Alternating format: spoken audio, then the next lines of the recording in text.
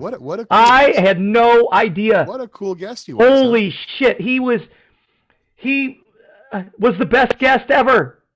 The best globaling guest ever, right? Oh, well, I think How could you get a better globaling guest than that? He never once came back with a pre-programmed like zombie comeback. What about seasons? What about sunset? He didn't do any of that. I asked him the Kafka-esque question, and he gave the dude's a thinker. You gave him a lot to think about. Damn. I hope. A whole lot to think about.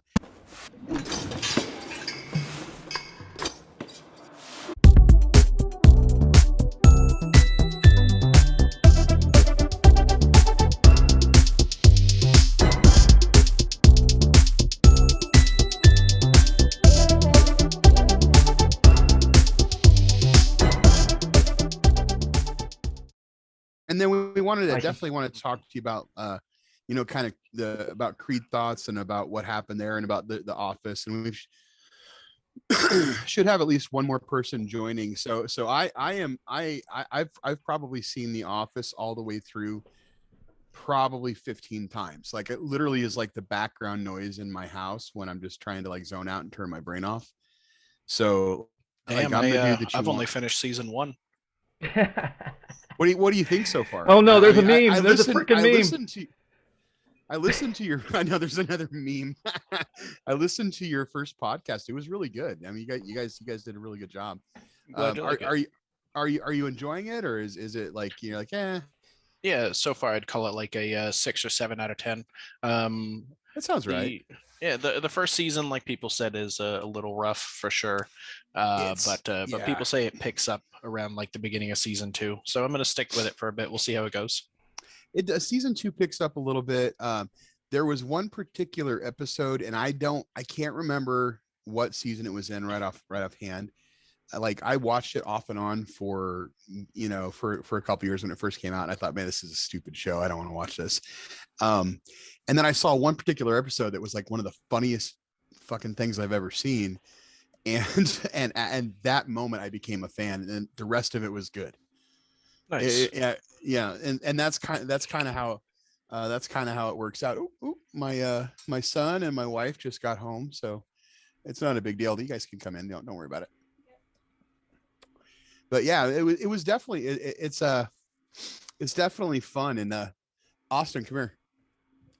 This is my 11-year-old Austin. Say hi. Hello. We're talking about The Office. Okay. Who's your favorite character on The Office? Dwight. Mm-hmm. So watch this. So let's see here. Season 1. Oh man, you just finished season 1. Most of the good Dwight references are past season 1. So I'll leave it there. I don't want to. I don't know, man. What is it? They say healthcare in nature is you're a deer and you break your leg and you go into the woods and a lion eats you. That's healthcare. I'm not the deer. I am the lion. I'm the lion. Oh yeah, and Rainn Wilson, man, he's freaking genius. Yeah, he's pretty good. He's just like, I'm the lion. Mm-hmm. And he's just got those eyes that are just serious. It's pretty funny. It's pretty awesome. So. Right. I was just saying, welcome everybody. This is going to be a small group tonight. We only invited a small group of friends, and this is going to be edited and aired, premiered on YouTube and Facebook. So, it's just no formal format tonight or anything like that. I don't think I have enough facial hair to be on the show right now. Mathew, I think between Mathew and Jeff, Mark, you and I are like baby faces. You guys have enough hair for our heads and everything. Well, you can't. Don't worry, we'll cover you. Hey, Dan, I actually have a beard now. Oh, really? Yeah, it's all right. Oh my goodness, even Mark has a beard now. Jeez. Yeah. This is it, guys. That's all I'm willing to deal with. You've never been there. See, I don't know how you can look at it as dealing with something, man. The beard is like, this is like pure like masculine sexuality right here. Just like radiating from my chin, just like dropping, well, you know. So We don't, you guys know Sad Guru? what's that? You guys know that yogi who's all over YouTube, Sad Guru? Yes. The Yeah, he just did a whole video about hair, facial hair and everything. yes. It was pretty interesting. Yeah, See, I that's mean, what we got on top, it's though. it's funny. It's funny. People will talk about your hair follicles as being, you know, they'll kind of view them as an extension of your central nervous system, but the hair that grows out of them is apparently not. I don't know. I'm gonna have to rein all you in because it's time to start the show. It's 2 after. I want to say one little thing though. When I used to have really long hair, it was like down to the middle of my back. Jeff's mom used to, every time she saw me, she'd say, "Jake, you need more facial hair before you can do that. You look like a girl." But when I had that long hair, I used to believe, and this is just a thought, that it was like an antenna that helped me connect to everything that's out there. And I believe, you know, it's kind of, and when you think about the Buddhists and stuff, they shave their heads. It's like, why are you doing that? You're losing connection. They really like the way the explains wind that. feels. He Dude, explained that. okay, for me, Matt. my beard is a total connection to Yahweh. It's a very biblical thing for me. Okay. That's why you got all right. that's why you got the lip shaved, right? That's why you got because the lip it indicates royalty. He looks like he's Amish. And peace. Well, that's why the Amish do that. He was erecting a building with no metal nails like just a few hours ago, probably. But we do need to get this show started. Matthew's not here. I was in Bible study. Yeah. Matthew's here. Guys, if you can mute yourselves, or I can mute you, we'll let you in. Unmute yourselves if you have anything you want to chime in on here. But let's get going. Matthew are going to be the ringleaders here. So go ahead, pipe smoker. Mm-hmm. So first off, I want to introduce Mathew Jones, and he's extraordinarily gracious for coming and doing this with us. Mathew, do you want me to kind of give your backstory, or would you like me to just Mathew Jones? He lives in Oregon. And Sure, if you want. He's sort of kind of became kind of famous in a rather large Facebook group called Creed Thoughts, which is directly pertaining to The Office, to Creed Bratton from The Office, which is one of the funniest Facebook groups I've ever been in. And there's an energy in that group that's really nice because people just kind of let you troll and talk shit and most people don't get too butthurt. And generally, if someone gets butthurt, then everybody makes fun of them. But there's a very, very kind of special way that they make fun of them, to like, they don't really dismiss them. They just kind of give them crap and be like, okay, just quit being a bitch. Basically it's, and so Mathew apparently, I don't know how he got connected to the group, and maybe he can probably fill in the blanks, but somehow got in the group and wanted to leave the group. And it apparently was dominating his news feed. So he was trying to get that out. And one of the things, and by the way, what's happened to you, Mathew, I have noticed that myself, where I've left a group and I still get notifications from that group. Yeah. And so tried snoozing it. But go ahead. I'll let you talk. So what happened is I'll be sitting on my bed or like at the kitchen table procrastinating from doing something I'm supposed to be doing. And I'll be looking at memes or reels or something like that. And a lot of Office ones will come up, right? And I've never seen the show before, but they come up. They're funny. So I hit like on them. And after like a couple days of this, eventually my entire feed just became like The Office from Creed Thoughts. I would open it up. I wouldn't see friends messages. I wouldn't see nothing. It would just be Creed Thoughts. And it got to the point where I was upset with it, right? So I tried snoozing posts. After a couple days of trying to snooze, I tried to leave the group. I tried to unfollow the group. I tried everything that I possibly could, and it wouldn't stop. They just kept going in there. So eventually I made a post that was asking them to ban me. And I just go, hey, please, somebody ban me from this group. It's filling up my feed. I've tried all this stuff. I don't even watch The Office. Okay. And that took off for some reason. People absolutely loved it. It took off. It became like this whole meme thing. People started making memes all about it. I eventually did get the ban that I wanted, which is great. And for like 2 days, I didn't see Creed Thoughts on it, but I kept getting all these messages in my messenger. They're like, you're a legend, man. There's all these memes that are being made about you. And now I'm like, well, shit, there's memes being made about me. I got to go see him. Right. So I messaged one of the moderators. I was like, go ahead and unban me. I want to see these memes. So they did. And I made another post. It's like, okay, I'm back. I still don't watch The Office, but I'm interested or whatever. Do that what you will. And that blew up. And then they started like some petition for me to watch The Office. So I agreed to do that. And then they're like, you got to record a podcast for it as well. So we started doing that. And that's where we're at. So it's fantastic. So literally, and I'm a part of that group, and the memes were relentless. This is a group with over 100,000 people in it, and it was filling up my news feed. I imagine Mathew memes were the news feeds of about 100,000 people, and what got me so like interested in it is the way that Mathew responded to it, because at first it was just like savage.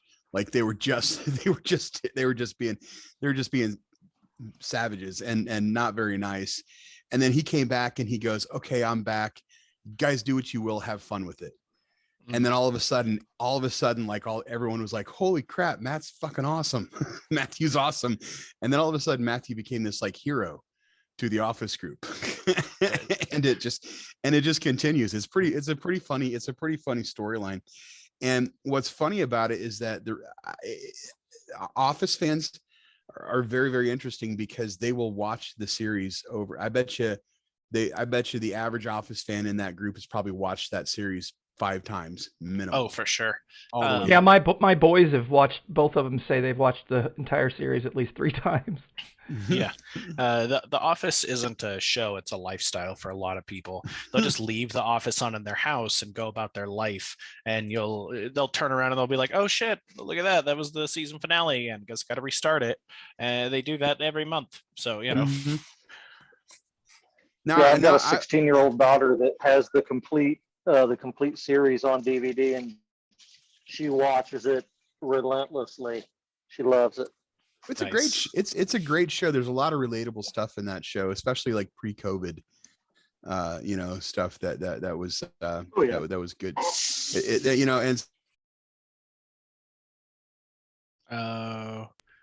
he got locked out. He got locked up. I was going to say, you guys talking about The Office reminds me of Seinfeld. Kind of. I've got all the Seinfeld on DVD, Seinfeld episodes on DVD, and I remember the last episode, people were, playing it in Times Square and everything else. It's like it kind of reminds me of the Truman Show. Everyone was so into this show, Mm-hmm. That's another show I haven't really seen through. I've seen a couple bits of it. Like I remember one episode of the guys taking off their pants to play pool for some reason.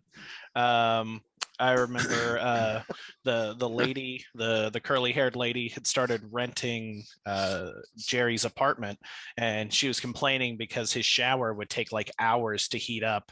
And so she'd tell the story. She's like, oh, so I was doing my grocery shopping, waiting for the shower to warm up, right?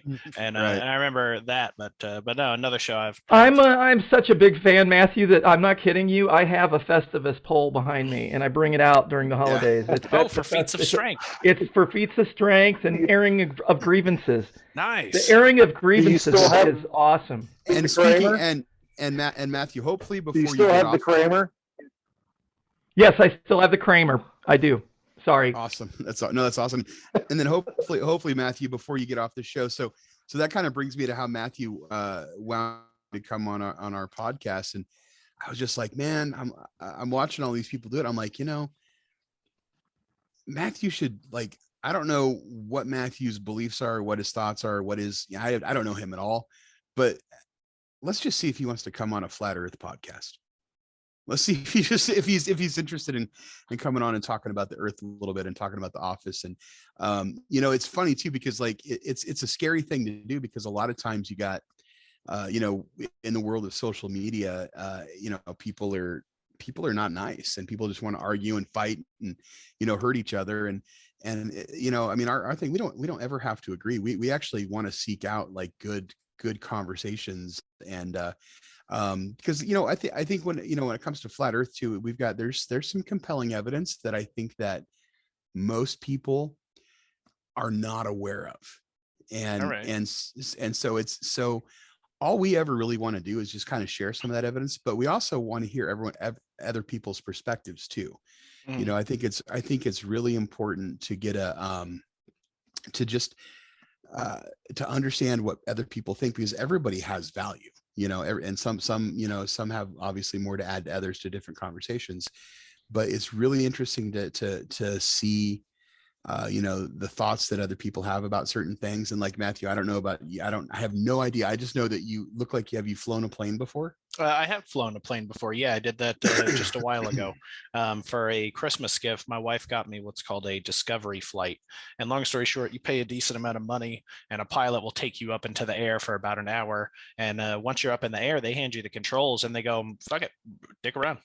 And so you gotta That's you gotta awesome. fly the plane for sorry, That's awesome. I don't know if this is a like kid friendly thing or if I'm allowed to Oh cuss or no, not. no, F-bombs are No. welcome. Okay. F-bombs are welcome. You can, Don't worry about you can that. say, yeah, you can say whatever the fuck you want. It's all good. Okay. So yeah, they hand you the reins to the plane and they make sure you don't crash it, right? They stop you if you're going to do anything stupid. So we went up to like 7,000 feet and we were doing circles around heading towards the mountains and stuff. We had a wow. blast. And then they take off, right? And then they do the landing for you because they don't expect you to land having never flown a plane. And it was amazing. It was an amazing experience for sure. Before we get started, I should say, because Matthew had asked me about this, I personally am not of the flat earth belief, but I am interested in hearing you guys. I'll sit here and talk with you about it. I'm more than up for whatever you guys are into. So. Well, that's awesome. Well, Matthew, I'm sorry, Matthew. I'm gonna. No, you I'm go sorry. ahead, Jake. You know, there's overlap and there's lag time, and sometimes I talk over people. But go ahead. Yeah, you know, we were excited to have you on. The number one reason was because of your connection with Creed Thoughts and everything there. But we enjoy talking to people who don't know about the flat Earth. And actually, Matthew and I enjoy talking to people who are globalings. I call them globalings. And so we're not actually necessarily flat 100%, but we definitely know the globe is not proven. And so anytime we can have a conversation with people, just a cordial conversation and share, you know, the evidence and stuff that we know, and actually share our story. You know, how did I get this way, right? How did I go full retard mode? You know, some people would think, right? How the heck did you? I was one of the guys that was first pointing out the planes in the sky were stratospherical, you know, aerosol injection, and everyone was telling me how crazy I was, and now everywhere you go, everyone's like, look at the planes, you know. And I was like, yeah, I was the guy in the beginning when it was first happening, and I was trying to tell everyone. So, you know, we're used to being crazy.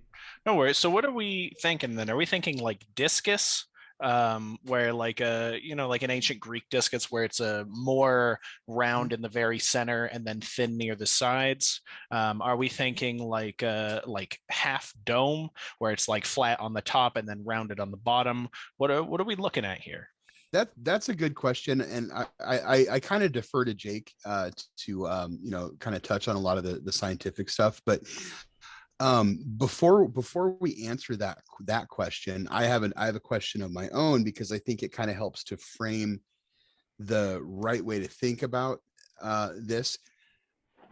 Not defining what flat Earth is, what evidence would you see that would convince you it's not a globe? They would convince. Okay, I guess you're gonna have to define globe, because when you say that, my first thought is like a perfect sphere, right? But we all know that's not 100%. We got deep valleys, we got tall mountains, we got stuff like that. So so I can't guarantee that it's a perfect sphere by any means, but I would say round. Okay. I mean, and that, I mean, that's a good answer. And the reason that I like to start with that question is, now, can you guys hear me okay? It looks like I'm having I hear you fine, buddy. Okay. Somebody's having a small amount of connection issue. I'm hearing like some twang in somebody's mic. That's the country twang in my guitar playing. Oh, okay. No, but and that's a good answer. I actually really appreciate that answer. The reason that I asked that question is because a lot of times the answer that I get when I ask that question is that somebody will say, well, show me that it's flat. And I wanted to like kind of preface the fact that the scientific method is not about proving something to disprove something else. It's literally just about disproving theory. Okay. And so if somebody were to say, well, I won't believe the Earth's not a globe unless you show me that it's flat. Well, but the Earth could be a triangle. It could be a square. It could be a trapezoid. I mean, obviously, that sounds ridiculous, but Hey, I mean, I've seen toroid Earth, so like Sure. donut Earth. That sounds Sure. that one's out there. Well, it is, but there's I mean, there might actually be some scientific evidence to back some of that up, but yeah, exactly. That's exactly the point. And so, we like to approach it, and we think it's really healthy to approach these things from a not a belief, but more of like just a desire to learn and to know. Sure. So, so with that, I'll back off and I'll let Jake kind of. Well, the belief is the enemy of knowing. And, between Mathew and I, he's the big, I'm the skinny, I'm the agnostic. I'm the guy who's basically been, digging into all this stuff and researching this. And I've been, I don't want to say flat Earth since 2004, but I've been anti-globe since I used to be a full-on NASA junkie, the moon, Mars missions. At one point, I bought servers and I ran this program called Vacuum Suck or whatever it was, and I downloaded every file, and what it did was it went into the NASA and ESA's website and just ran all day, downloading every image and every video and every file.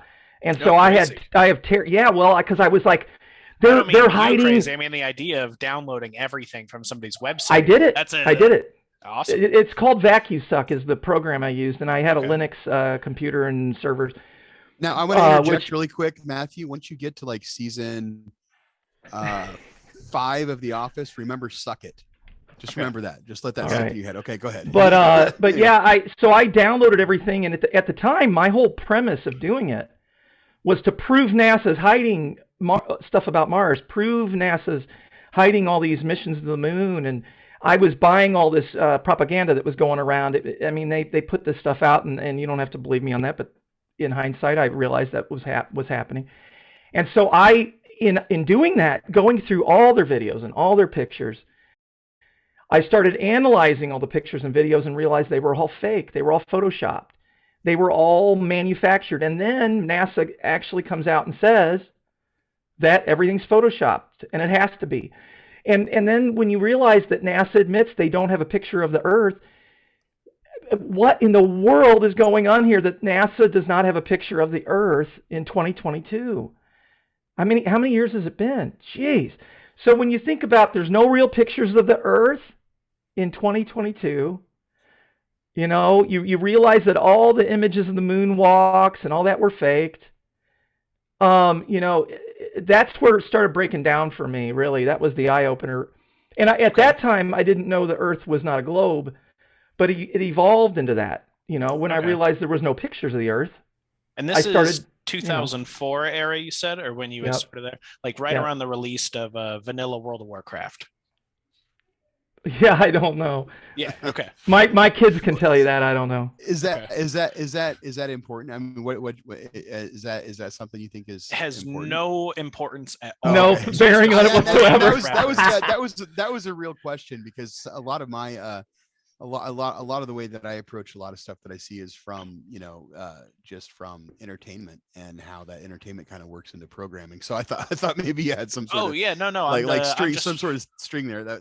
I have a question. References in my mind as to so I can put this on a timeline, right? And I'm thinking Vanilla World of Warcraft drops 2004. You start your venture. Now I know where we are. So my question that was leading up to a question to you, Mathew Jones, MJ. Where do you stand? And this is what I ask everyone when I want to approach the shape of the Earth. As far as the moon landings.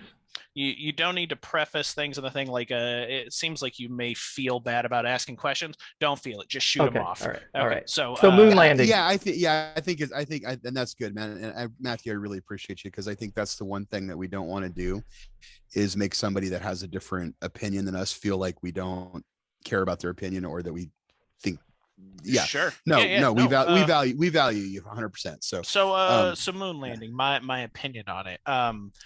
So far, I believe it's real. I guess the main thing I'm wondering is what would we gain from faking it? Is it like political power over Russia during the like Sputnik time? Is it like trying to show dominance in interstellar abilities over China or something? What are we gaining from faking a moon landing like this?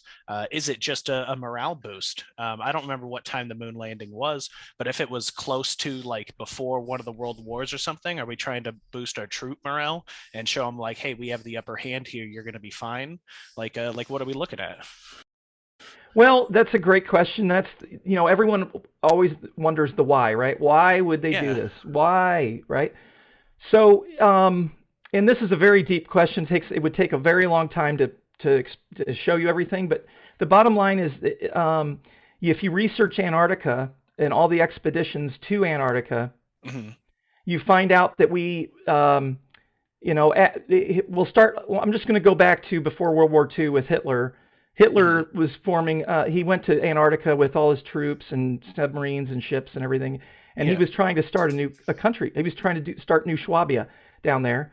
And everyone was like, what are you, what's that? I said, that'd be a sucky place to do it. It's cold as hell over there. Well, but, I'm going to explain why he was doing it. Okay. All right, let's get into it. So Hitler was why going. We think he was doing it? Yeah. Well, come on. I mean, okay. All right. Yeah. So he was trying to land grab. It's a major land grab down there. Sure. And let's just believe it's a continent. He was still doing that. He was still going to take over that little continent, right? And so it was a land grab. So that's where things started getting spicy. And then going beyond that, they started sending Admiral Byrd, which was a Navy admiral, down there to do these expeditions. So they did Operation Deep Freeze and Operation High Jump. And the high jump is because there's no ice wall. People think there's an ice wall down there, but there is a wall of ice. If you just drove your little boat up to the wall, it's 200 feet tall. The giant glaciers. Yeah, it's just the shoreline, and the shoreline is so thick because it's on the outer edges. But so they sent Admiral Byrd, Operation High Jump, Operation Deep Freeze. He came back saying that he went out 900 miles past he went to the South Pole, and went 900 miles past that and found a continent as big as North America. He was saying all this stuff all over the air. Then they launched Operation Dominic, Operation Fishbowl, where they literally shot bombs up into the atmosphere from Antarctica, and there's all kinds of information. So what happened, and this is our theory, they discovered that, wait a minute, there's more land beyond Antarctica, and the Earth is not what we thought it was. And so they formed the Antarctic Treaty. And when they did that, a handful of countries signed under the Antarctic Treaty. And since the Antarctic Treaty was formed, there's been another 100, signatories or whatever signed onto it. Okay. So back to your question, the why. I mean, that's the major why, is that there's more land and that the Earth is not what we thought it was. It's not the shape we thought, or there's more land and there's more territory, and there's more resources. And so what's really weird about the whole thing is that this is the first time that every country in the world has said, you know what, we're going to protect this one piece of land. We're not going to fight over it. Okay, it's the first time. Okay, so hold on. A second ago, we were talking about why we would fake the moon landing, and then we moved on to Hitler's Antarctica. Oh, I'm sorry. Are we saying that we faked the moon landing because Hitler found Antarctica? No. It led up to that. I'm sorry, Matthew. So I was leading up to that. Thank you for bringing me back full circle here. Jake. So once gets off on little tangents. Once they realized that there's more land beyond Antarctica and the Earth is not what we thought it was. Mm-hmm. That's right after that is when they started faking space. And you can go all the way back to when they first started making movies about flying to the moon. You can research all of these things, and this is all on my Intellectual Ketchup channel. But they basically decided at that point they needed to go into space and fake it. And this is again my theory. Okay. the idea is that it's very expensive to do all that research and to go out beyond Antarctica. And how are we going to fund it? Well, we can fake space and say we're going to, spend billions of dollars. And how much does NASA get per day? 60 million a day or something? And they take and fake all the space travel, and then they literally, let me just give you an example. This is declassified now. NASA is the world's largest purchaser of helium. They buy more helium than any other entity in the world. Okay. And they launch, this is declassified, they launch thousands of weather balloons from Antarctica every year. And they throw them up, and they have ways of controlling their elevation, and they're just constantly going around up there, these balloons. And they're called satelloons. And so NASA's launching satellites that are taking pictures of Earth or pictures beyond Antarctica, right? And so all that's expensive stuff going on. Yeah. So how are they going to fund it? Right. Helium is one of the rarest gases we have anymore, right? We used to have a huge abundance of helium.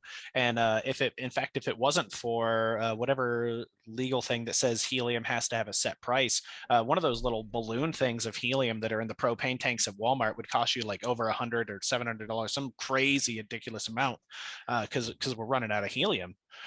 So yeah, I mean, especially with prices like that, if they're shipping that much stuff, that's going to be expensive. That's a huge amount of expensive. So let me get this straight, right?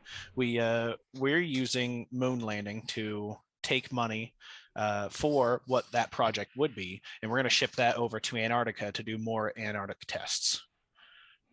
Partially. Yeah. Partially. Okay. That's my first. That's the first. It's a partial answer, and I think that's part of it. But yeah, that's a good. Now that's a good place to start. But go ahead. Here's the question. Okay. We're doing these in Antarctica, right? Here's the real thing: are we going up or are we going down? Are we going up into the sky above Antarctica? Are we looking at stuff? Or are we going down beneath the glaciers into whatever's going on down in there? You want to answer that, Matthew? You want me to? I can field that. Well, I think first off, you're talking Hollow Earth stuff, which I don't. Well, like I don't mean it's a fantastic question, and so okay. I don't mean necessarily Hollow Earth by any means, but like there's caves. But are we digging? Are we digging into caves? Are we going down and looking to see what's down there? I mean, it doesn't. So. And this is another tangent because there's other reasons as to answer your question why fake the moon landing, and there's other factual verifiable evidence that that is not general knowledge that if you we can lay out and show you. So to answer that question, there's just first off, it's a lot of speculation, but I would actually venture to say that going to Antarctica itself is actually going up. And one of the things when it comes to helium and things like that, there's a lot of different things that they're studying there, where it could be like frozen oxygen, and Jake knows some of the more technical terms for that, like liquid O2 or totally solid. No, oxygen? it looks like a blue ice cube, like a big blue chunk of ice. Okay. That actually melts once you get it away from there, and it's literally like oxygen, so like O2 that's just frozen. Crazy. All right. And so that's kind of one of the things. The noble gases the noble gases crystallize and become solids, and then but that's a whole nother topic. But yeah. Well, yeah, and one of the other pieces of it too is that space isn't, we're not getting into space isn't real. The scientifically saying that the Earth exists next to space defies the second law of thermodynamics, which is entropy, which essentially it talks about the transfer of heat, but heat and pressure are not one and the same, but they're called the Maxwell equations. You can look that up. They're essentially connected. So higher pressure, warmer climate, lower pressure, cooler climate. But oh, you just froze. Yeah, he froze. What he's getting at is that it's nonsense to think that there's a vacuum of space and that there's pressurized, that everything on Earth is pressurized atmosphere. Right. So okay, because if space is kind of cold, right, then the Earth, all the heat from the Earth would evaporate into space. Well, our atmosphere would be gone. Our atmosphere, everything would suck off. Yeah, he froze up again, but here's the thing. It's a fake. So in Antarctica, one of the things that they're doing a lot of is they're launching balloons into like low Earth orbit, I guess you could call it, and we call those satellites. Like we pretend that we think that they're satellites that are the size of a bus that sometimes you can look up and see, and supposedly they're several hundred miles away. You can't see a bus several hundred miles away, but you can see the satellite because it's really just kind of floating above you. They're launching those from Antarctica. But and why are they doing it? Are they I mean, we think that satellites have to do with communication and things like that, like HughesNet internet and stuff like that. That's going to be out like in the boonies if you live out in the country, I'm familiar with it. I've never used it, but I've heard it's terrible. Yeah, exactly. It's terrible. So that's not actually like a satellite that's in orbit. It's actually a balloon that's going to be floating above, and they launch a lot of those from Antarctica too. Most of cell phone communications, you should take a look and at the underwater wiring that they have from country to country for your cell phone communication. It's still going through wires. It's just under the ocean. It's not a big network of satellites that's floating around the Earth that's in space, that's in orbit, just kind of being held in by gravity, that is sending communications around. Well, GPS started out as land-based triangulation. Well, I was just going to ask, right? Because we have a GPS. I mean, we have a GPS in all of our phones, and most of them are good enough now that they can pinpoint you down to the size of a dime, no matter where you are. Mm-hmm. Like it'll show me on what part of my house I'm in, even. Sure. So what is how would GPS work, right? GPS is always was land-based when it started, and it stayed land-based, and it's the reason why if you take your GPS device off the coast 100 or 200 miles, you disappear and you can't use GPS. GPS cannot be used over the oceans because of this fact that it's land-based. And that's why you'll never see plane flights over the ocean in vast distances, because the GPS doesn't work there, especially in the southern hemisphere. So yeah, GPS is land-based triangulation through antennas, and going back to your why, I touched on the first why is there's more land and resources, and they want to keep us where we're at. The second we could spend a whole nother hour talking about, but there's a lot of other whys. But let's just say money. I mean, how much does NASA get per day? 60+ million a day. I mean. And then they give us horrible fake CGI. I mean, I've got hundreds and hundreds of videos and pictures of scuba tanks captured on the ISS, harnesses, glitches on their CGI, hands passing through apples, and bubbles. I mean, I could just go on and on. Bubbles floating up when they're faking it in their little pool. I mean, all of these effects, they can't run the CGI full time on their shows and not be captured. It's just like I compare it to the weatherman. Mm-hmm. If you ever watch the weatherman, he's always pointing at the Earth and where the clouds are, and there's always problems. Like oh, I'm pointing over here. It's the same thing, but with NASA, what NASA is doing is they've got a screen in front of them, mm-hmm. and they're watching themselves on that screen. It's called it's not CGI. It's called altered reality, augmented reality. Like an AR. So let me ask you this. You can look this up yourself. NASA has billion-dollar contracts with companies like Telemetrics that are all about CGI and augmented reality. NASA literally spends billions of dollars a year on augmented reality. And if you think about it, why would they ever need to do that? All they need is they could film space with an iPhone and prove to us that it's real. They could literally on the ISS, by the way, they don't do this. They could go on the ISS and turn away from Earth and look up. Mm-hmm. You'll never find anywhere on a spacewalk or anything where the astronaut goes, here, let's look at the stars.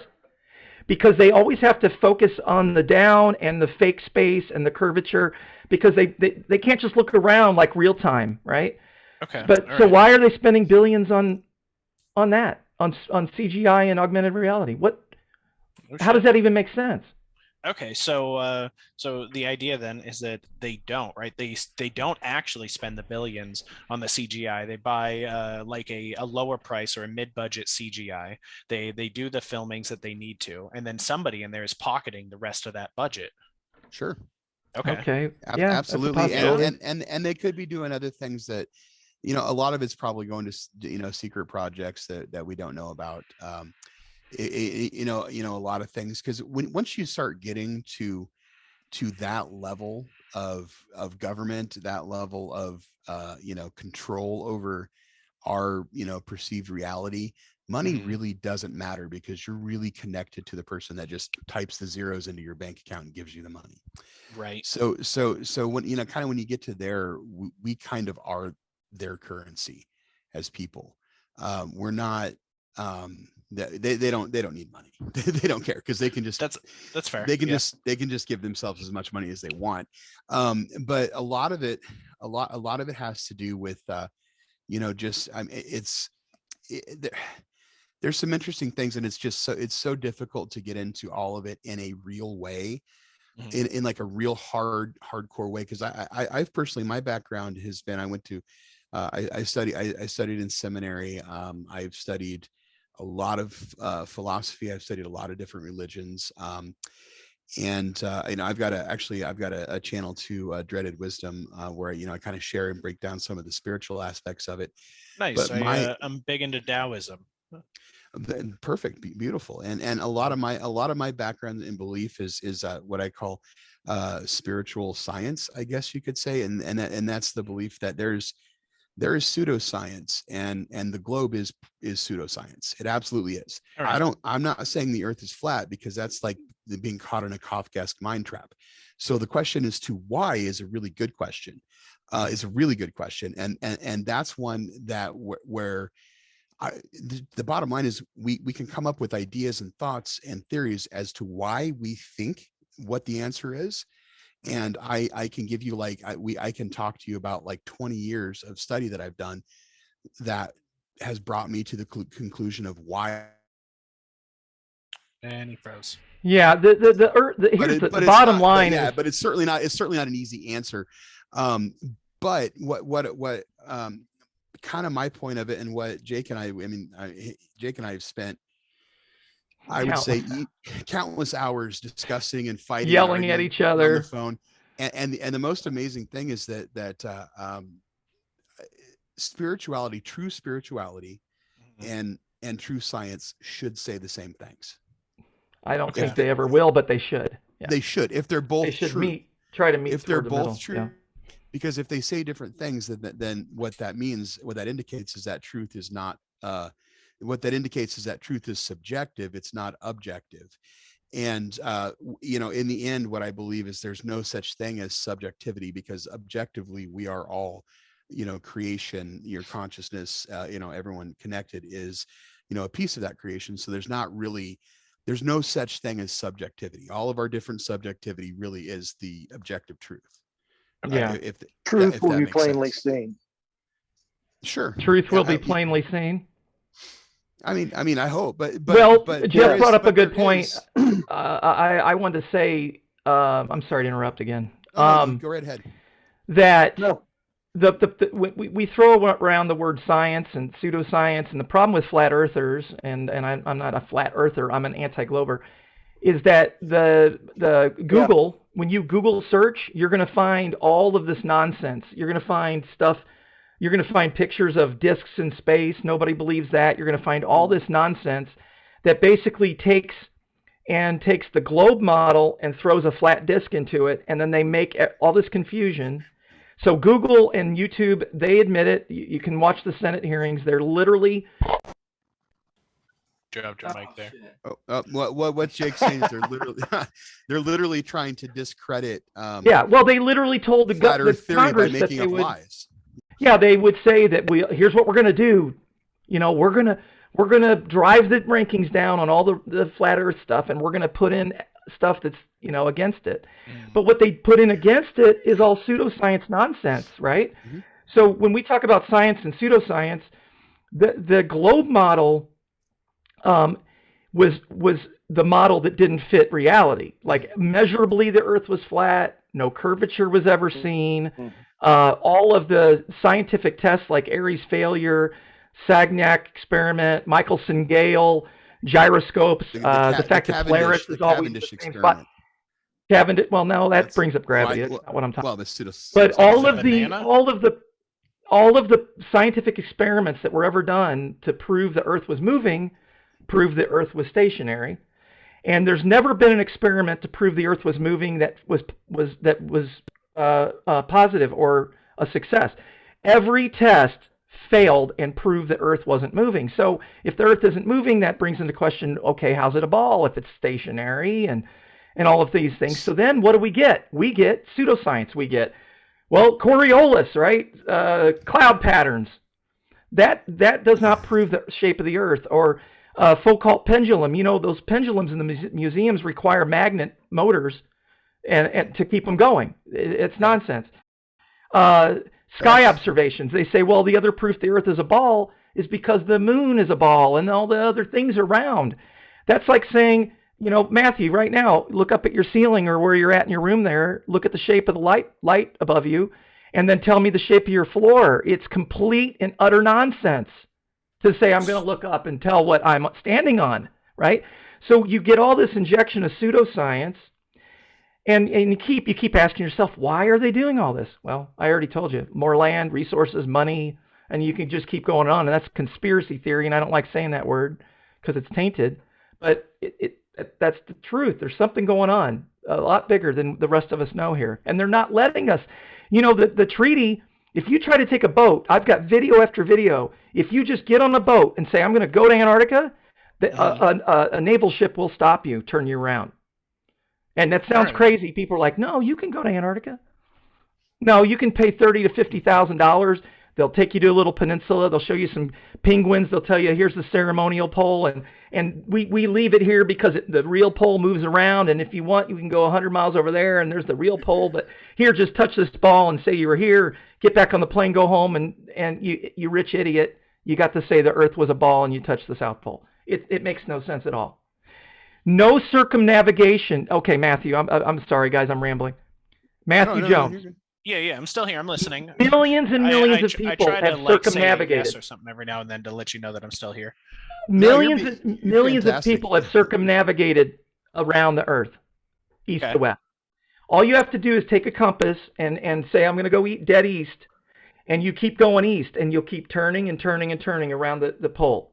And this works on the globe or flat, doesn't matter. That's how you have to do it. You always have to dead reckon and turn. Globe or flat, that's what happens, right? Mm-hmm. No person has ever just said, I'm going to go south, and I'm going to keep going until my compass turns north again. It's never happened in the history of mankind. It can't happen. What does that tell you? No idea. No Why? idea. Why? Yeah. Because you can't. So what about I'll be right back, navigation via stars, right? Because ancient sailors, and a bunch of texts would write down that they would navigate seas and land and stuff using the position of the stars, right? That's actually a one of the points that actually disproves the globe. When you look at a sextant for navigation, a sextant works on a Gleason map. It works on a flat Earth map. Once they started trying to navigate with a sextant on a globe, it actually did not work. It quit working. Like a Mercator projection? Yes. Okay. So yeah, exactly. Because you need like 3 straight lines there. Another thing too, like when and you're talking about like star navigation and things like that. And so a lot of times, because it's a good question. So once you ask that question, every single question that you ask opens up this giant Pandora's box of like, well, really, what are the stars? That's actually for real. That's actually really what the question is, because what what the globe model says, and this is another thing that kind of stuck with me, that started kind of getting me going, okay, this is just ridiculous. The globe model says that the earth is spinning at 1,000 miles an hour, and it's going like, well, I don't know, 60, I don't even remember how, the speed that they say around the sun. And then the whole galaxy, the whole Milky Way, is rocketing through the vast void universe at 100 million miles an hour, whatever it is. Yeah. And throughout recorded history, all of the stars have not changed their position. So all of these stars that are supposedly like just like massive 100,000 miles away, or millions of miles away, have stayed in the same visible position for the entire like eternity of man. Well, there's sundials. There's sundials over in Asia that are 6,000 years old, and they can count by the second. They have second increments on them. 6,000 years old. I had to step away, guys. I'm sorry. That's okay. He brought up celestial navigation. Did you answer that about well, we talked about the sextant a little bit. Well, the sextant doesn't work on a ball. That's what we talked about. It can't. I mean, because you take a measurement here, then you move all the way over here, and you take another measurement. You're pointing out in space like this. You're trying to make a triangle. I mean, we won't even get it. It's just complete insanity. Everything that you, Matthew, no disrespect, but we were where you are, and everything we believed was complete insanity. It made no sense. It was unscientific junk. Are you familiar with the Georgia Guidestones? No. You should about them. You should. There's a statue erected in Georgia. It's called the Georgia Guidestones. Country or state? No, the state of Georgia. Okay, I wasn't expecting that answer. And it's a complete. You can drive there and visit it. You can. It's written in several different languages. I don't have 100% recall of everything that's on it, but what I do know is it talks about keeping the population of mankind around 500 million.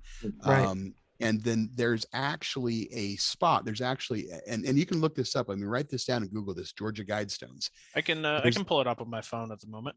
Sure. And there's actually a hole drilled through one of the Guidestones that, if you look through it, it looks right at Polaris, the North Star, and it never moves.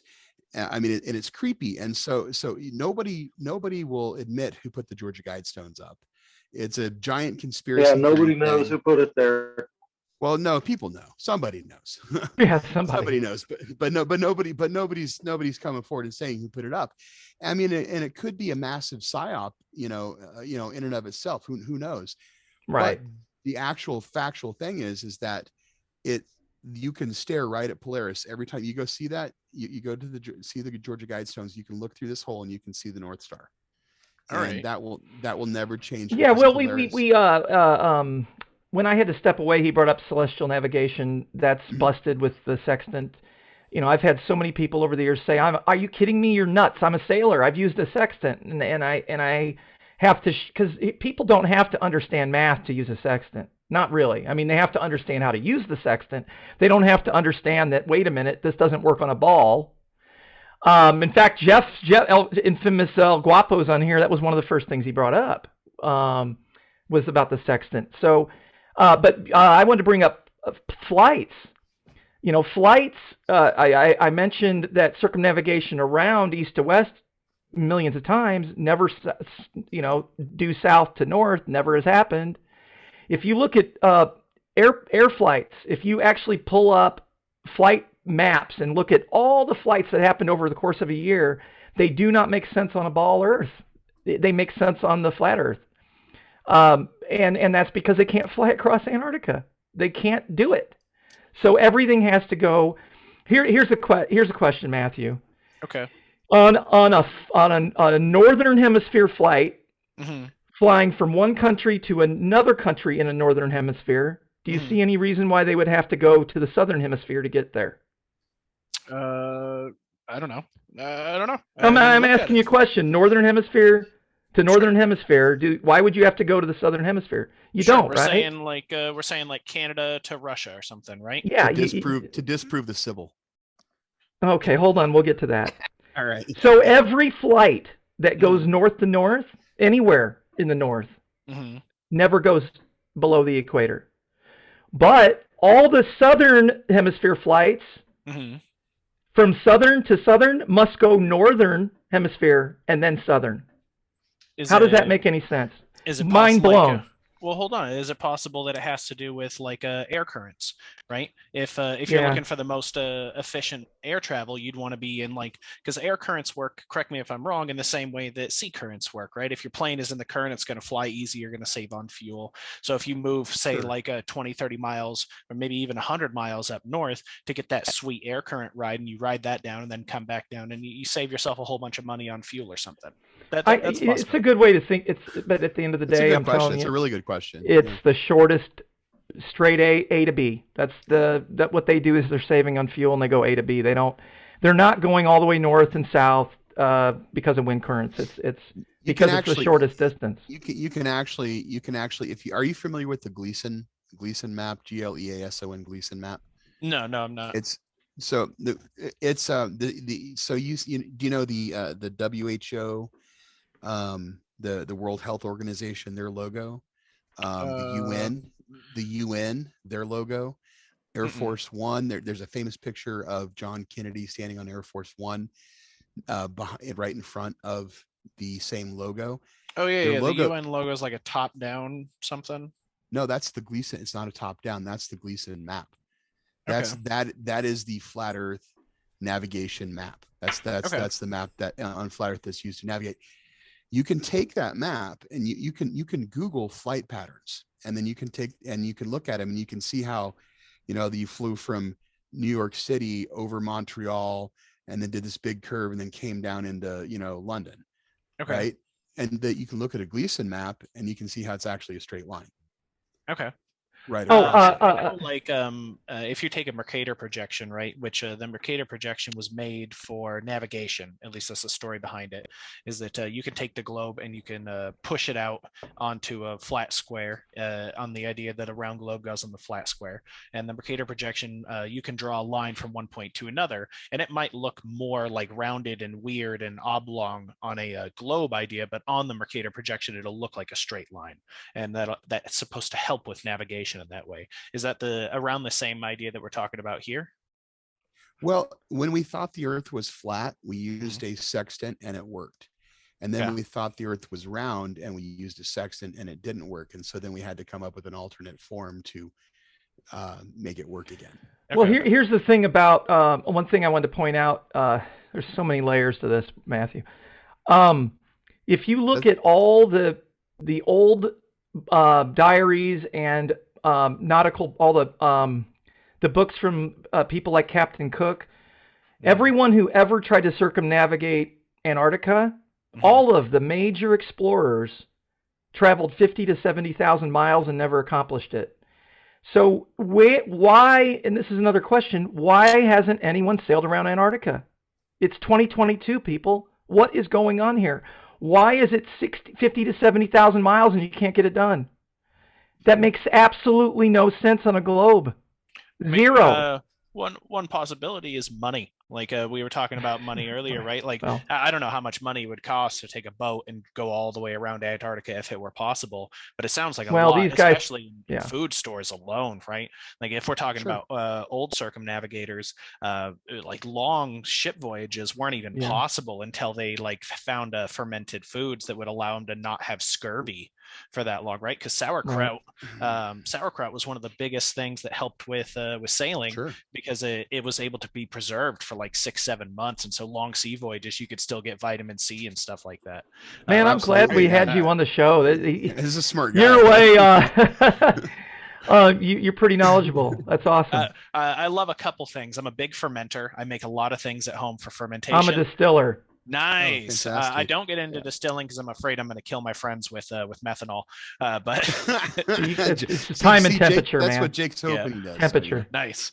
So I'm big into fermentation. Awesome. I'm big into sea shanties, and I'm big into old sailors. And those are like the three things that I'm all about. So are you then we need Captain to Cook? Captain Cook. I'm not. Captain Cook. I'm currently listening Check to one of the check great out Captain courses Cook. all about ancient pirates. And unfortunately, my job changed, and so I don't have any time to listen to it. So I got cut off in like the middle, which is a little unfortunate there.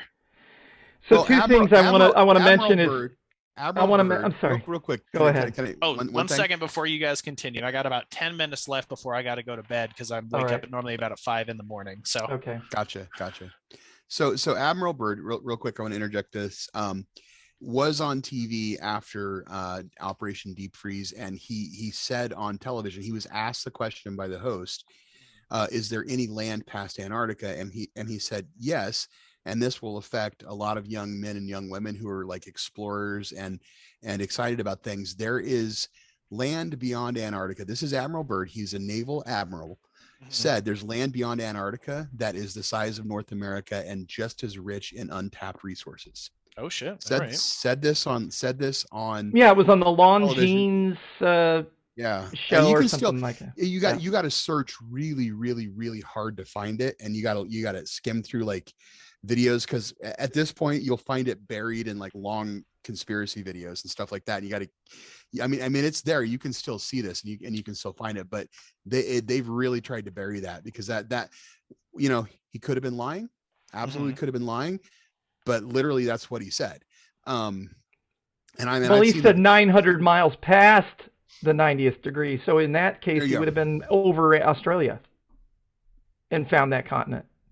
Past Australia. I mean, he said he went to the 90th degree and went 900 miles past the 90th degree and found a continent the size of North America. Okay. Quote by Admiral Byrd. Admiral Byrd. There is left in the world today an area as big as the United States that's never been seen by human being, and that is beyond the pole, on the other side of the South Pole from Little America.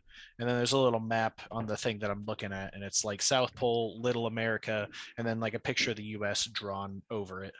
But okay, so there's supposed to be now, as rich in resources, are we talking like OG California before we burned California to the ground, like old milk and honey land? Or are we talking like Alaska, right? How it was like we bought it from the Russians because everybody thought it sucked, but it's full of oil and has a whole bunch of like delicious bears.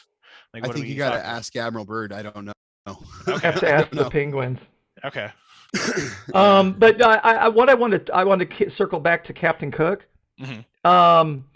One thing I did was I went through and read everything I could that he supposedly wrote. You know, you have to take it with a grain of salt. Exactly, right. Like, but he described the right. sun and the midnight sun, or day, you know, when the sun was up all day. Yeah. Or when they had daylight all day, right? So in the Antarctic, and this is a major difference that you got to wrap your head around.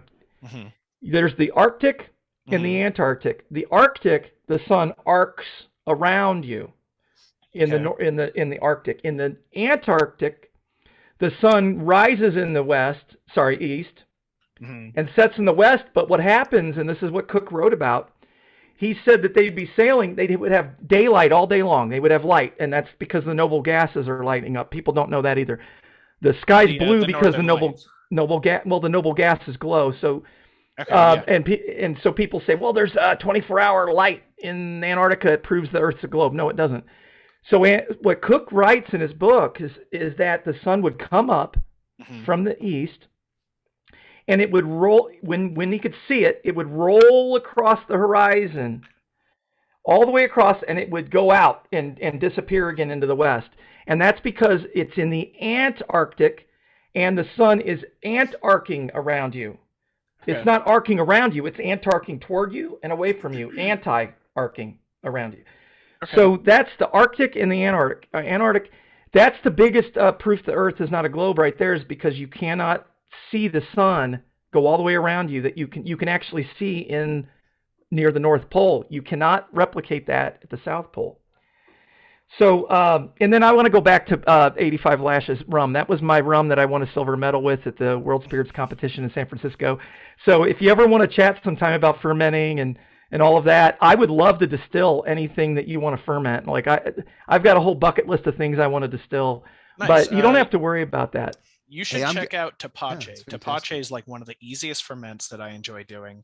Tapache. Okay. Yeah, yeah. It's basically like you take pineapple rinds and you take some spring water and add some sugar into there and allow that to start fermenting. And you can get like 5.5% alcohol in like 3 days. Right. And then I assume if you take that and you distill that, right, yeah, depending on the length, you're going to get like this beautiful pineapple vodka is my guess. I don't know if the difference between like vodka, rum, correct me if I'm wrong, vodka is distilled specifically from potatoes, rum is from cane sugar and other things. So I guess it'd be closer to a rum then, right? Because it's going to be cane sugar, it's going to be pineapple, it's going to be tropical. So Yeah, the so government's technical descriptions of spirits is completely retarded. I hear You know, you.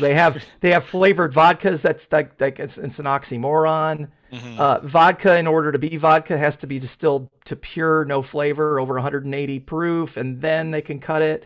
Yeah. That's what it takes to be vodka. So when they bottle a flavored vodka, they pour flavoring in, and then they call it vodka. It's completely insane. So you're right. It would be more like it'd be more like a rum because Yeah. it's a sugar But conversion or or brandy or whatever. yeah, but Tapache itself is really easy to ferment. It was one of the ones I started with. Absolutely beautiful, tastes delicious. Right, all you need to start it is like a 2-gallon bucket, something to stir it with, some cane sugar from the Hispanic store, and a couple pineapples, and you're good to go. And what's that called? It's called Depache? Like Tapache with a T, ta Tapache. So it's T-E-P-A-C-H-E. like okay, that's fantastic because I'm actually getting ready to move off grid with my family probably within the next 8 months or so, and we're Nice. moving to a community where I'm learning about distilling. I would be brand new at it. It's something that I've never focused on, so I love hearing about it. Farmers used to all distill their some crops and they ran their tractors on alcohol. I know about sauerkraut. I mean, my ex, Mhm. and I know about kimchi too, because my ex-wife was Korean and my family and my grandmother was German. So I grew up Nice. with my grandmother making sauerkraut, and my ex-wife was We didn't make kimchi because I mean not the I real love way, kimchi. but It's delicious. I yeah. make kimchi. I make sauerkraut. The biggest thing I Now, Ah, do do you is hot now sauces. what's I make the a lot difference? of fermented hot sauce. How would you explain I'm the difference jealous. between how would you explain the difference between kimchi and sauerkraut? Okay, so the easiest thing is the fish content, right? Traditional Okay. kimchi from Korea uses a lot of like fermented shrimp paste, fish Oh, okay. themselves. They'll use oysters. They use things like that. You can make vegan kimchi not a problem without any of it. It just doesn't, I in want my to do opinion, that. doesn't taste as well, right? right. You have Right. you and fish sauce, fish sauce and soy sauce are all like real common ingredients in it. And where German sauerkraut is like you just take some cabbage, you throw some salt on it, you mush it down so it like excretes its own juices, and then you pound that into a jar with whatever spices you want, and that's sauerkraut. Kimchi Right. is Right. like Takes you about need like kimchi takes a long onions. time, right? I mean, I Well, they thought it was both something do. too that where they would bury it in their backyard, like bury it like in a kind of an No. underground root cellar type thing is what Some people do. I'm not familiar with any of them, but like, so the idea is that you're going to take all the stuff that you want, right? You're going to mix them all together. Mhm. And like the idea of kimchi, you would have your Napa cabbage, your onion, ginger, scallions, Wow. all the stuff that you want in there. Radish even, and you're going to put that in your jar. You're going to let that sit and ferment in its own juices, and it's going to sit Oh, there sounds for, good.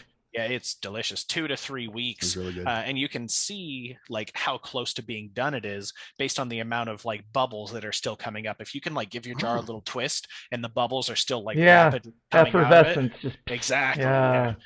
If they're still Damn. doing that, then it's not ready yet. Like normally, there's multiple stages of fermentation, and I like to end my stuff around like stage 1 ends, where it stops its rapid bubble making fermentation and goes into that much slower, less gassy. That way, when you jar it, you put it in your cans and stuff like that, it doesn't blow your bottles up.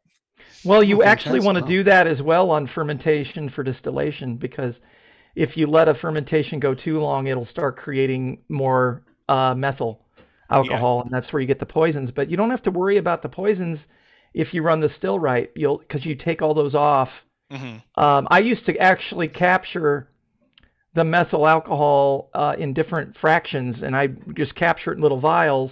hmm And I would capture the apple flavor, the orange flavor, lemon flavor, and so on, and in tiny droplets. And then the trick is you put a drop of that back into the whole mix. So yes, that is lethal poison, but you put the drop in for the apple smell or the orange smell. Yeah. And that's what I loved about distilling was that aspect, just time and temperature, lots of notes. You know, we need to continue this conversation, Matthew. I think we made fast friends. But I know you need to get going. I want to say one thing before you go. It's a little plug. I don't get paid for this. Matthew and I don't get paid for this. But one thing that I mentioned early in the show was that if you Google search or YouTube search for Flat Earth, you get fed junk. And so my friend David Weiss has an app he put out called the Flat Earth Sun, Moon, and Zodiac Clock app. Okay. And it's not a free app, but I recommend it to everyone who wants to research this. And basically, if you were to go do the research on your own, for every 1 hour you spend, or sorry, 500 hours, you're going to get 1 hour worth of good stuff, right? So we're giving you a shortcut, and this is the app. It's got everything you'd want to know. It's got playlists. It's got all the questions. It's got books. And so I recommend it. We don't make a dime off that, but I want to get that in there. Yeah, that, and if you have any other questions, especially from a spiritual aspect, and you mentioned Taoism, I would also recommend Eric Dubay. Okay. Yeah. I'm taking a look at Eric Dubay. Eric Dubay is a yogi. He's an American born vegan yogi. Extremely intelligent, has a massive amount of knowledge about the world, and has put out a lot of really, really good content on Flat Earth. I don't necessarily agree with everything that he's put out. I think you can't throw the baby out with the bathwater. You know, if you're a Christian, you're going to see one of his videos that says Jesus didn't exist, right? And you're gonna say, oh, to hell with Eric Dubay. Right. So, but don't throw the baby out with the bathwater. And I agree with Matthew. He's got so much good knowledge. I think a lot of the discernment too. It has to, it goes back to when I said that there is no such thing as subjectivity. Subjectivity is the objective truth. It's just the collective subjectivity that makes up the objective truth. And so, point being is I always encourage people, and just like you, Matthew, you already know truth. You really, really do. Mm-hmm. You know what's truth, like in your heart and in your soul, you know what's true. And it's up to you to discern that for yourself. Even if you don't know, you know it. Yeah, exactly. And it doesn't have to like you might not align with what I think is true and what Jake thinks is true and what Eric Dubay thinks is true or anybody else thinks is true. But what you kind of wind up aligning with is your subjective part of the objective reality. Mm-hmm. And I think that's really the most important thing. And I think that if we each honestly seek that, what starts to happen is the facade, because I firmly believe the bottom line. And I think when we talk to people that believe the earth is a sphere and are kind enough to talk to us like you were tonight, I think I'd like to maybe see if they'd be interested in sort of, so we gave you sort of like a base of sort of where we're at. And then I'll also give you sort of like the meat, like the filet mignon at the end. And there's a bunch in between that got us there. So the bottom line, the filet mignon at the end, we don't believe that the earth is a sphere. I don't believe that the earth is a sphere. Okay. I don't necessarily believe it's not possible scientifically. I don't necessarily believe that the earth is flat. I think that's a misnomer, but I think it could be proven flat. I actually think that the earth is a different type of realm that we haven't defined, and we probably won't completely ever define it. But what we can do, Meister Eckhart is a mystic, like an Orthodox Christian who kept with Orthodox Christian theology, aside from the Nicene canonization of the Bible, which changed a whole lot about Christianity. And one of the greatest points that I heard from Meister Eckhart that I just thought was fantastic, and this is absolutely not, Meister Eckhart is absolutely not to be confused with Eckhart Tolle. Okay, two completely different things. Meister Eckhart would say, you know God by knowing who God is not. So instead of in this Kafka mind trap where, because a lot of times, and I really appreciate your answer to what would convince you that the earth is not a globe. You gave a really good answer. A lot of times people are caught in this Kafka mind trap of, well, if this, then that. And so 9 times out of 10, the answer that I hear when I ask somebody that question is they will say to me, well, I believe that the earth is not a globe when you prove to me it's flat. And they're caught in this, well, if the earth is not a globe, then it must be flat. And being flat is ridiculous. Being the science. Concavity is something no one ever thinks about. The science that supports the globe is also ridiculous. It's actually it's not science. It's actually it's actually just as ridiculous. It's but that's a hard thing to swallow. So the crux of the bottom line of why to answer, to give you my why as to the moon landing. Bottom line is, and I know Jake doesn't necessarily like this answer, but the bottom line for me, what I absolutely believe is that is the very subtle thing between you understanding your power and your peace in the objective reality and you being subjected to the objective reality.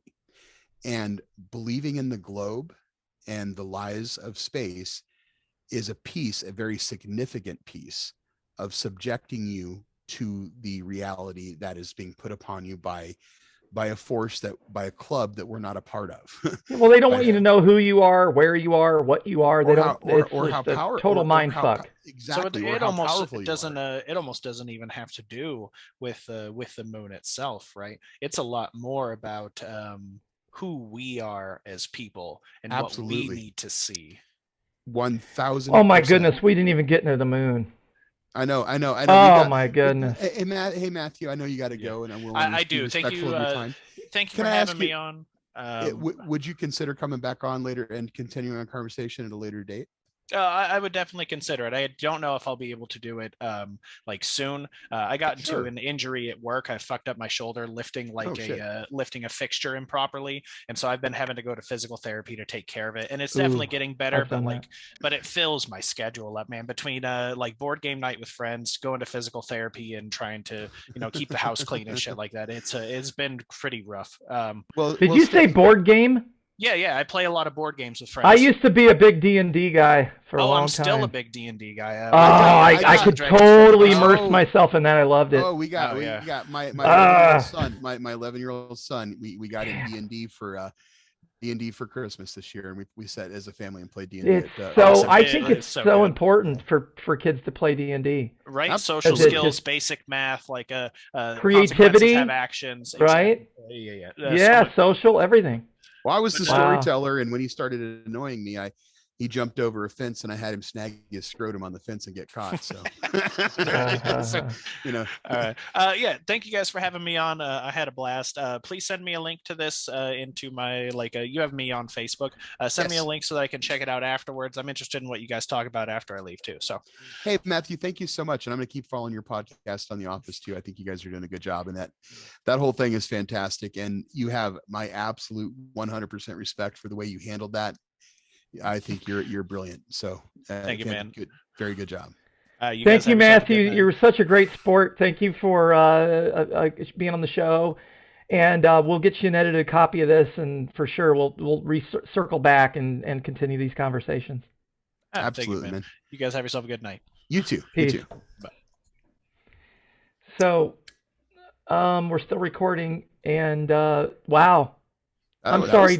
Was I overbearing on my No, not at all. I thought you did a really good job. I just had thoughts, and I never got to cover all of them, but I think we laid a good, The preacher in me likes to bring everything at the end of a thing to a what. And that was great. We needed that. That's the big and the skinny, right? Yeah, I'm the skinny. Exactly. So when I know. That's funny. What a double entendre. What a pun.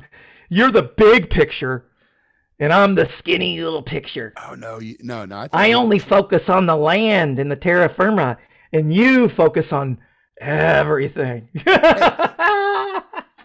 Hey, what a cool Hey, guest that dude was. lot to think about. You know. Well, and there's a lot more. See, that's the hard thing with somebody like that. And that, I think what happens with you and I when we talk is that there's a reason that our conversations turn into 4-hour conversations, and then we wake up and start texting each other about it, is because there's those questions and that level, that depth and that level of it, involvement in those things. It just can't be decided in an hour. You just can't cover it all in an hour. Oh yeah, it's a traffic jam.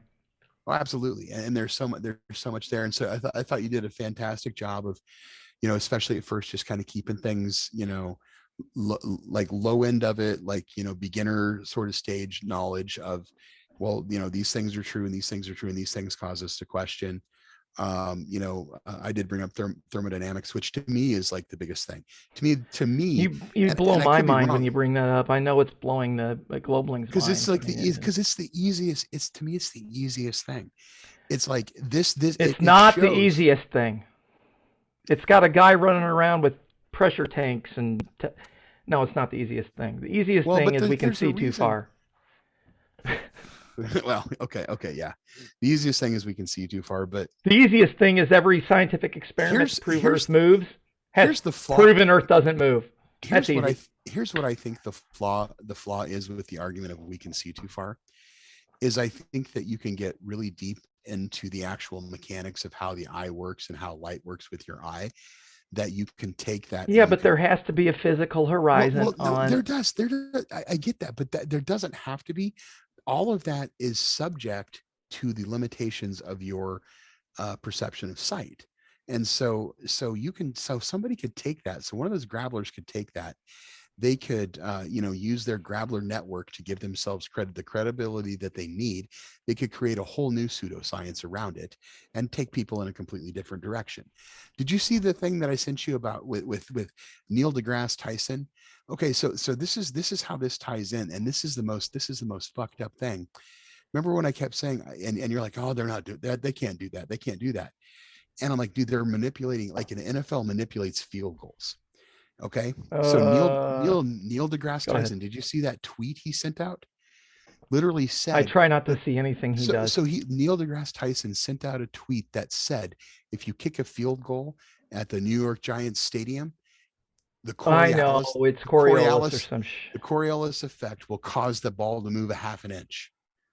Okay, and so for the average fucking fucktard fucking NFL fan who's like painting himself up and taking his big old fat body and hey, I was a fucktard once. Be easy on me. I was a fucktard 15 years ago. I don't see. So I have an old friend, and his name is James Tolson, and he got famous for being a Kansas City Chiefs fan, and his name was Belly Boy, and he was like in a Bushnell ad for binoculars, and he was just like this big fat guy that just like went shirtless and painted a red and yellow belly for Kansas City Chiefs, and he'd wear his like stunner shades, and he was bald and ugly as fuck, and he's a truck driver and just like freedom. Exactly. Perfect. Let's don't insult Mel Gibson. This guy, quintessential Midwest guy, exactly what they want you to be like here in the Midwest, right? Slow and fat, and and dying of your own fatness, right? And so that's who they're talking to. So you think about that. So and their chemical reward is to believe that the earth is a globe. Their chemical reward is to go to the football stadium and cheer for their football team. Their chemical reward is to be, attached to all of this, right? And then all of a sudden Neil deGrasse Tyson says, oh, you see that all weird shaking that the football does? That's the earth moving. And literally that's all that's it. That's all it takes to keep them in that fucking slumber. And that's fucking disgusting, but it also shows how it works. Go ahead. You got a point? One thing that I wanted to say, since the show started, and I didn't get to say it, was looking back on the show, Mathew was fucking awesome. I want to have him back on. I do. Yeah. I had no idea the depths and the layers. Like you look at the Creed Thoughts You look at all the memes, and you've got this bearded character. You don't know the complexity of the guy. You don't know who he is. No, but the way and we he didn't know handled till we that- had him on. The way he Oh my handled that God, situation, the way he handled that, the dude flipped over 190,000 person group who was Okay, ready so- to destroy him and became a hero in it.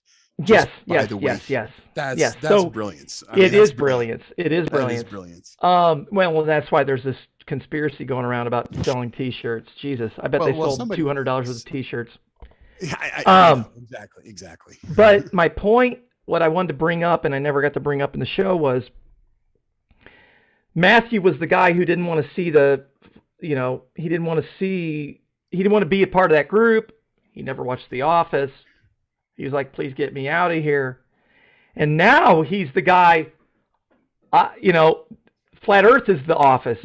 And we need to turn him into the freaking Office. Like the Flat Earth is The Office. And now he's over here, same things happen. And he's like, let me out of here. The Earth's a ball. Can somebody delete me? And I mean, seriously, I'm not trying to make money off this. You and I are not we're not trying to make any money off of this. Not at all. All we're doing is truth. I'm just trying to bring truth. And I want to say that too. All that you and I are doing is taking our weekly, daily conversations and we're doing them, recording them. That's it. Yeah, pretty much. That's it. Both of us not making a dime, and we don't want to make any money off this. But yes, we would love to make money, but the point is, Mathew right now is looking at he's stuck in this Flat Earth pod chat, but he's actually having conversations, dude, with us. He had Crazy. amazing questions. He had and he let us fantastic questions. talk. That's awesome. He did. He let us talk, and then he had good answers. He had good questions. I absolutely love the dude. I think he's a badass dude. I love his energy. He's a sweet guy. You want to give him a hug. He's just like the type of guy you want to give him a hug. I mean, how could you not want to love that dude? It's fantastic. And and I think that what's really good about that is I think that one of the things like on Facebook and in social media, when you obviously have the shit stirrers, and I do think some of them are artificial intelligence. I do think some of them are AI. I believe that is true, but then when I start interacting, I know it's not true. Right. And I think some of them are AI. I think some of them are AI. I think some of them are easily. Absolutely. But when you start interacting, you can tell. Yes. Absolutely. Yeah. And some of them are absolute page shows, and some of them are just really stupid people. Like some of them are just but those people I spend time with. If they're just stupid, I'll spend a lot of time with them. I had to